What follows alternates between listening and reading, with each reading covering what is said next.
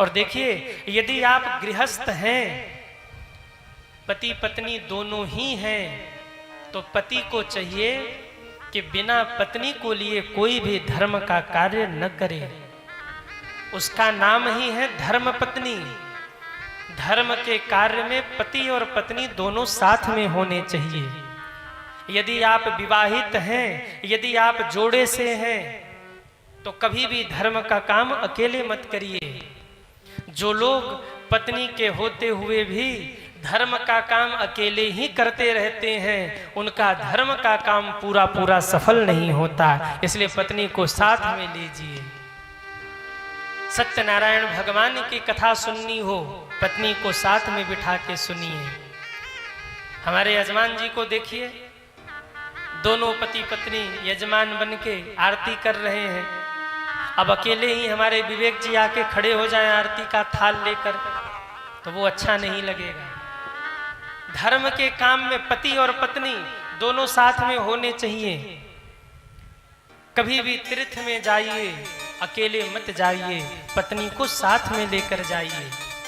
कई भाई लोग होते हैं ना, कथा में आएंगे तो पत्नी को कहेंगे तू घर बैठ, तू घर बैठ, मैं कथा सुन के आता हूं। मोटरसाइकिल उठाया और कथा में आ गए। तीर्थ जाना हुआ तो पत्नी को घर पे ही छोड़ दिया, यार मित्रों के साथ निकल गए तीर्थ करने। नहीं, कभी भी तीर्थ जाइए, कभी भी कथा में जाइए, अपनी धर्म पत्नी को साथ में लेकर जाइए। माताएं धर्म में सदैव आगे रहती हैं। ये शक्ति हैं, ये दुर्गा हैं, ये अन्नपूर्णा है, ये भवानी है, ये लक्ष्मी है, ये सरस्वती है, यही सीता है, यही गार्गी है, यही अनसुईया है, यही सती सावित्री है। इसलिए इनके बिना कोई भी यज्ञ आयोजन सफल नहीं होता सज्जनों। इनके बिना कोई भी यज्ञ आयोजन सफल नहीं होता। अच्छा, धर्म में भी और वैसे भी माताओं का नाम पहले ही आता है। सीताराम जी को देख लीजिए, कोई ये नहीं कहता राम सीता, सब कहते हैं सीता। अरे बोलो ना, सीताराम। कोई भी ये नहीं कहता राधे श्याम, सब लोग कहते, सब कोई भी ये नहीं कहता श्याम राधे, सब कहते हैं राधे श्याम। कोई ये नहीं कहता शंकर गौरी, सब कहते बोलिए गौरी शंकर भगवान की जय हो। अच्छा, दो तीन बात और मैं आपको बता दूं। किसी भी पूजन में यदि पति और पत्नी साथ बैठ रहे हैं तो इसके बड़े फायदे हैं। क्या फायदे हैं? पहला फायदा, यदि पति पत्नी दोनों हैं और साथ में पूजन पर बैठ रहे हैं तो भैया 100% वो पूजन सफल होगा। दूसरा फायदा, यदि पति पत्नी दोनों साथ में पूजन पर बैठ रहे हैं तो दोनों में समानता बनी रहेगी। तीसरा फायदा, यदि पति पत्नी दोनों साथ में पूजन में बैठे हों और पति जरा इधर उधर करे तो पत्नी डांट फटकार कर लाइन पे ले आती है। जैसे भाइयों की आदत होती है ना, जैसे ही पूजन में बैठेंगे, पंडित जी पूजा करा रहे, इतने में इनके फोन की घंटी बज जाएगी। फोन उठाते ही हाँ हाँ भिजवा दो, माल भिजवा दो, स्वाहा, हाँ भिजवा दो, एक गाड़ी है, हाँ स्वाहा। अच्छा अच्छा ठीक है, पहुंच रहे हो, ठीक है पहुंचो, स्वाहा। क्या पैसे नहीं दिया? अच्छा एक काम करो, तुम फाइल खोलो, मैं आता हूं, स्वाहा। पत्नी धक्का मारे, फोन रख दो, बस बस 1 मिनट, स्वाहा। व्हाट्सएप मैसेज छोड़ रहा, स्वाहा। पत्नी, अच्छा होता है कि नहीं होता? अरे हाँ या ना? अब पत्नी बगल में बैठी है तो कहेगी आहा कर लो हवन। वहीं से आकर दिखाएगी, तुम्हारा फोन चलता है, फोन रखो फोन रखो फोन रखो। अरे कम से कम आरती तो कर लीजिए, फिर फोन उठाइए। लेकिन भाइयों का पूजा करते रहेंगे, घंटी बजे, हाँ हेलो, जय हनुमान ज्ञान गुण सागर, हाँ हेलो, हाँ पहुंच रहा, जय कपीस उन लोगों को उजागर, राम दूत बोल बजरंग बली की। बताओ कहाँ लिखा हनुमान जी चालीसा के बीच में हाँ पहुंच रहा, हेलो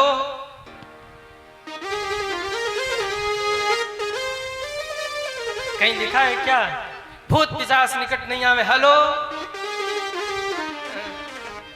अब पत्नी बगल में बैठी हो तो वो धक्का मारेगी, बंद करो मोबाइल, बंद करो। कई बार तो हम मंच पे भी देखते हैं, अब यहाँ नहीं, यहाँ तो आप लोग अच्छे हो, कहीं कहीं होता है जैसे ही भाई लोग मंच पे आवे, पति पत्नी दोनों आरती के लिए आवे, पति ने 100 का नोट निकाला, इतने में पत्नी घूरेगी, 100 नहीं 500 चढ़ाओ। अब बेचारा जब जैसे ही पत्नी का आंख देखा लाल लाल, सोई 500 का नोट निकाल के जय राम जी संकट पे हनुमान छुड़ा में। पति पत्नी दोनों साथ में पूजन में बैठे हों और पति जरा इधर उधर करे, सोई पत्नी डांट फटकार के लाइन पे ले आती, बोले अभी पूजन करो बाद में और काम करना। चौथा फायदा, यदि पति पत्नी साथ में बैठकर भगवान का पूजन करें तो घर में सुख शांति बनी रहती है, समृद्धि बढ़ती है, इसलिए पति पत्नी को साथ में पूजन पे बैठना चाहिए। और आखिरी बात, जिस घर में पति और पत्नी दोनों साथ में बैठकर पूजन करते हैं सज्जनों, उस परिवार के ऊपर भगवान की कृपा बहुत जल्दी होती है। भगवान रीझ जाते हैं कि देखो पूरा परिवार एक साथ हमें पुकार रहा है। यदि आप विरक्त नहीं हैं, यदि आप सन्यासी नहीं हैं, यदि आप गृहस्थी हैं और पति पत्नी दोनों की जोड़ी भी सलामत है तो कभी भी धर्म का काम अकेले मत करिए, धर्म पत्नी को भी साथ में रखिए।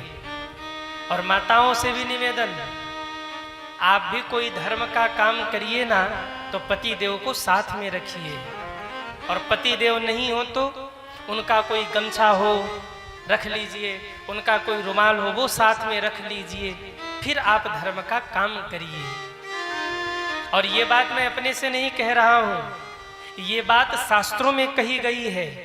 एक विवाहित व्यक्ति के जीवन में पत्नी का स्थान क्या है, शास्त्र कहते हैं युद्धेषु पृष्ठतः कुर्यान् मार्गे अग्रतो निसचरेत सैने तो वामांगी पुण्य काले तो दक्षिणे। पत्नी का स्थान कब कहाँ होता है, ध्यान से सुनिए। युद्धेषु पृष्ठतः कुर्यान्, पहले की माताएं भी अपने पति के साथ कई बार युद्ध में जाती थीं, तो शास्त्र का ये कहना है कि युद्ध के समय पत्नी को आगे नहीं रखना चाहिए, स्त्री को आगे नहीं रखना चाहिए, पुरुष को आगे होकर स्त्री को पीछे कर देना चाहिए। युद्धेषु पृष्ठतः कुर्यान्, युद्ध के समय पुरुष आगे हो, माताएं पीछे हो जाएं। क्यों? अगर युद्ध में सामने स्त्री हो, कोई महिला हो, कोई नारी हो तो उसके ऊपर हाथ नहीं उठाया जाता। यदि युद्ध करते समय किसी व्यक्ति ने महिला के ऊपर हाथ उठा दिया, स्त्री के ऊपर हाथ उठा दिया तो कहीं न कहीं वो जीत करके भी हार गया सज्जनों, उसका धर्म नष्ट हो गया।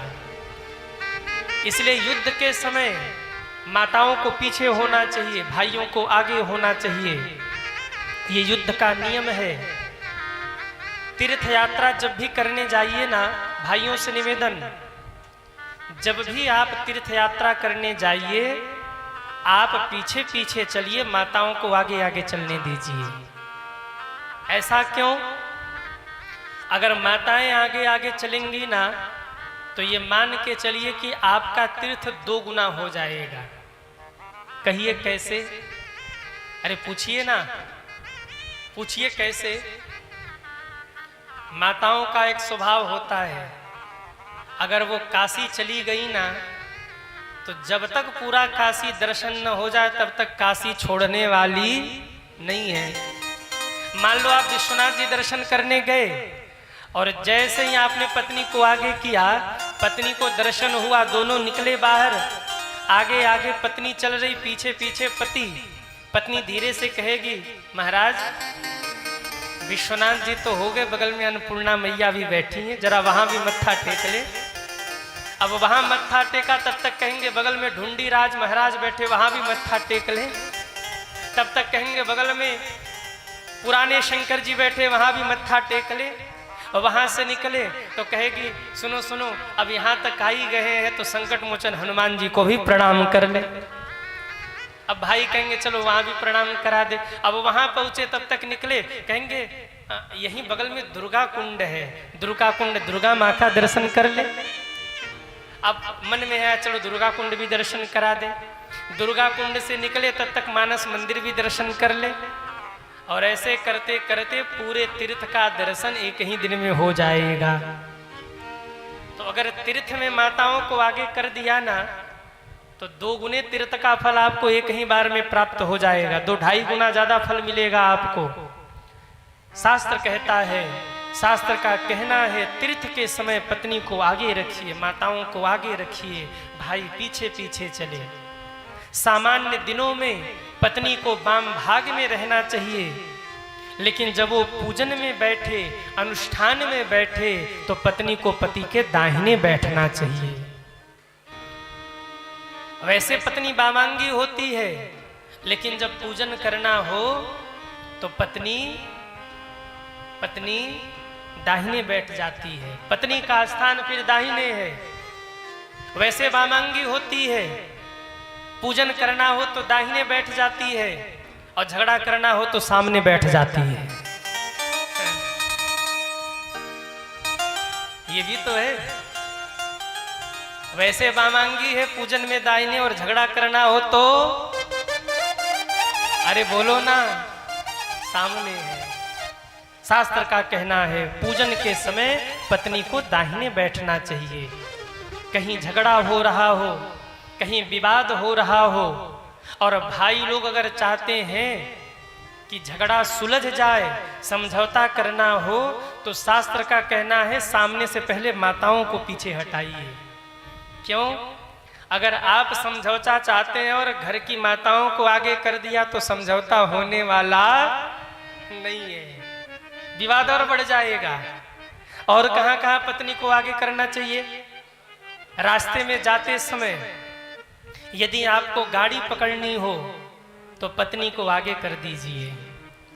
अगर गाड़ी में पत्नी को बिठाना हो, पति पत्नी दोनों जा रहे, रेलगाड़ी रुकी, तो धर्म का कहना है पत्नी आगे बैठे गाड़ी में, और फिर जब पत्नी चढ़ जाए रेलगाड़ी में तब पीछे से पति चढ़े।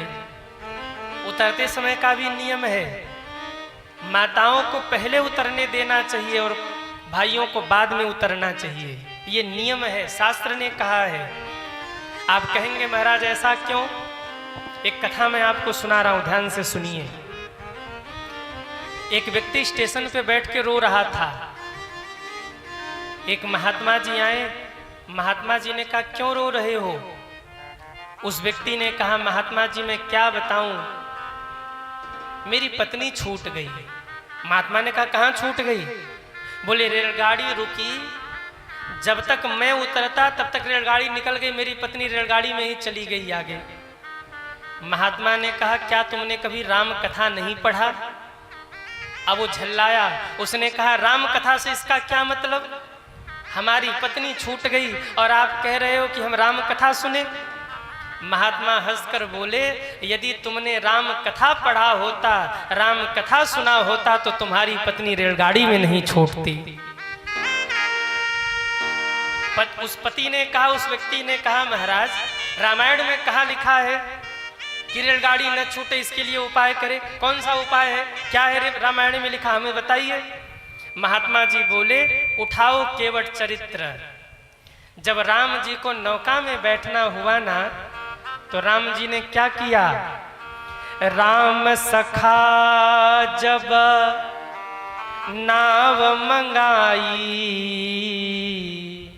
सिय चढ़ाई, चढ़े रघुराई।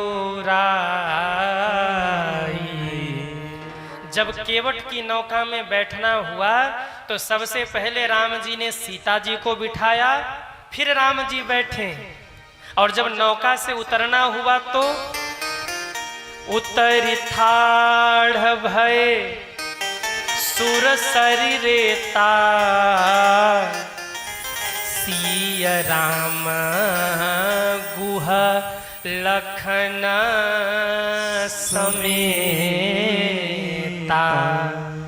जब नौका से चढ़ना हुआ तो सीता जी को पहले चढ़ा के फिर राम जी चढ़े, और जब नौका से उतरना हुआ तो पहले सीता जी उतरी फिर राम जी उतरे। सी राम गुह लखन समेता।